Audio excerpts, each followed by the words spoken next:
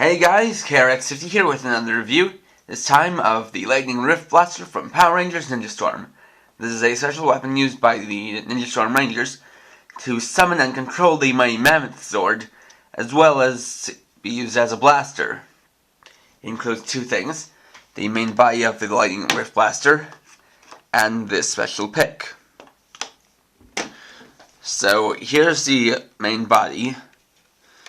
It is partly modeled after an elephant, seen by the shape of it and the way these parts extend out like elephant tusks to combine here. And you can see these little tuning parts here, as well as this part that resembles the body of the ninja sword. Now, this thing is actually also in concept in this instrument mode, based on an ancient Japanese instrument called the shamisen, which was a traditional Japanese three-stringed instrument, and as you can see, 3 strings.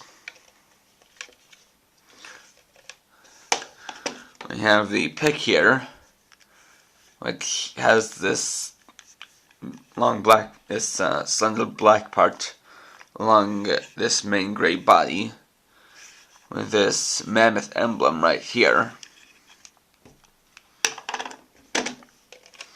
Now we can go to the back and turn it on, and there's no startup sound. While it's like this in its instrument mode, you can use this to strum on this button, which acts as the strings, to make 2 sounds. Now, since it's kind of quiet, I'll get it up close so you can really hear it.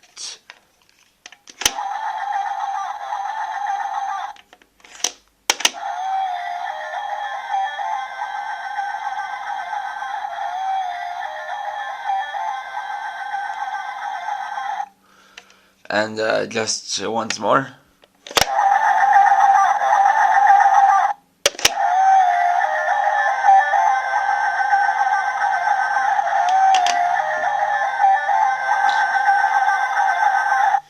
Now, the interesting thing is that in the show, the Rangers are seen playing using their power discs, and I guess that's kind of possible too.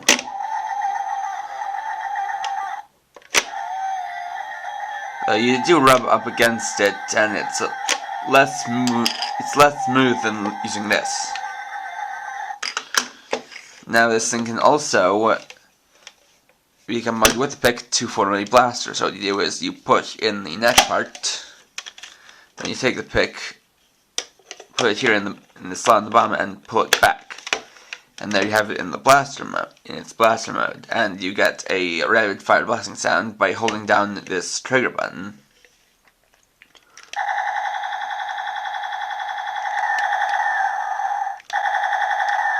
The sound keeps going until you release the trigger button.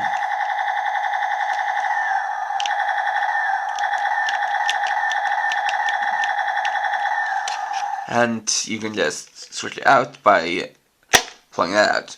The way this works is that this little trigger pokes out that little nub that hits a button that's right there to activate these sounds. And unfortunately, that is basically all it does.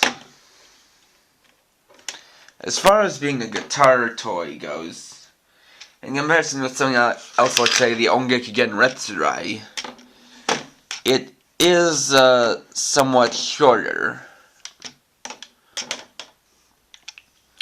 and is kind of bulky and things. It isn't too much. It doesn't do too much at all, and it basically is what it is.